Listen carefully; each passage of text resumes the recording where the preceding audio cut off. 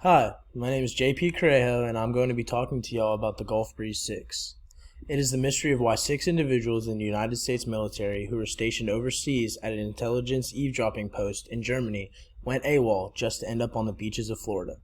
The individuals involved in the incident were Private First Class Chris Perlock, age 20, of Hudson, Wisconsin; Private First Class William Sitterberg, age 20, of Pittsburgh, Pennsylvania; Specialist Kenneth Beeson, age 26, of Jefferson City, Tennessee; Sergeant Annette Exton, age 22, of Hartford, Connecticut; Private First Class Michael Huckstage, age 19, from Farson, Wyoming; and Specialist Vance Davis, from Valley Center, Kansas.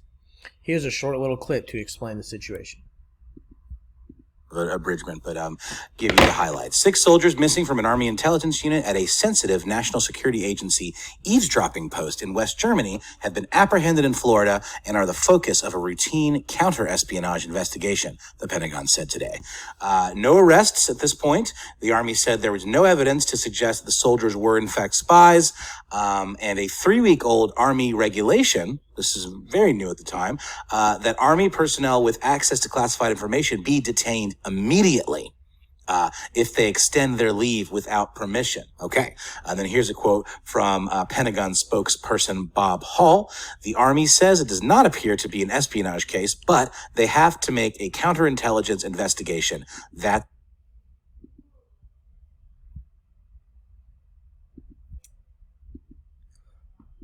Like I said earlier, the group is a part of an eavesdropping post in Germany for an agency of the United States military. The group of individuals were all friends prior to the incident and had begun forming bonds since they started working together.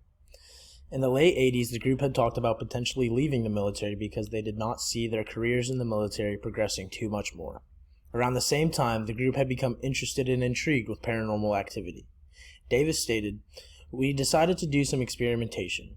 We wanted to see if there was something to it. ESPs, parapsychology, ghosts, tarot cards," said Davis. The group did not have any luck or success with their findings until they turned to using a Ouija board. Davis claims that the group was approached by something spiritual. According to Davis and the group, the spirit would follow them for the next several months, talking to them individually and as a group, and that this spirit predicted the Gulf War and the Iranian earthquake, and there would be a lot more predictions given to them later on. According to Davis, things began to take off at the end of May in 1990. At the end of May, we were told we might think about trying to get out of the service because there was going to be something serious occurring in the next 5 years. And being in the service would not help us grow and become what we were supposed to be.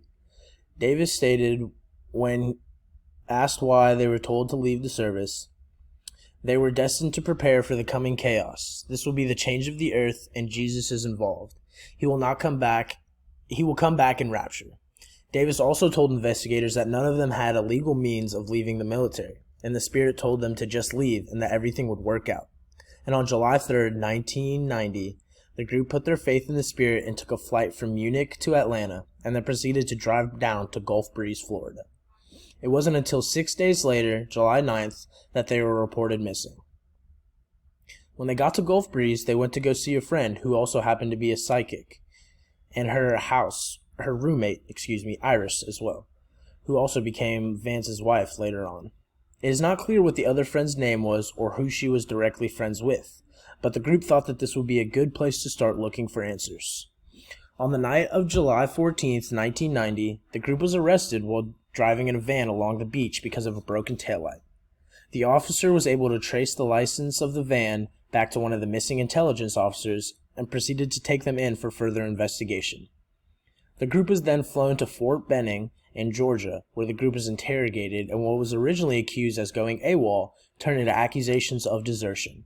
Military investigators concluded that there was no espionage taking place, and the group was then only going to be charged with AWOL, which led to an honorable discharge from the military. This was pretty big national news and turned a lot of heads. One of the biggest parts of the case was the predictions that the 6 were given by the spiritual being. A Russian earthquake will kill over 1,000. An earthquake in Iran will kill and injure over 300,000. A major UFO conference in Germany is canceled. The war in the Middle East will be a warning of Armageddon and will involve Israel, Iraq, and the U.S. The Challenger disaster will be repeated if not caught early enough.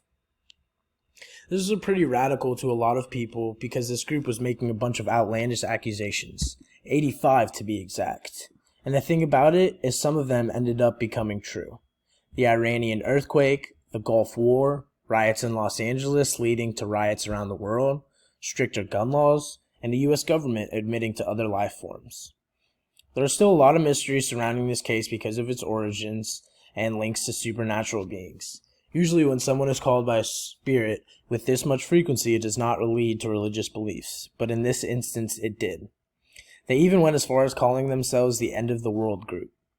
There's not an overwhelming amount of information since it was a military investigation. The military is not proud of this incident, and because there are still some parts and facts that are unknown and confusing to investigators. There's not been much follow-up on the individuals themselves, but Mr. Davids did write his own book on the situation in 1995 called Unbroken Promises. Thank you all for listening, and I hope you enjoyed this presentation on the Gulf Breeze 6.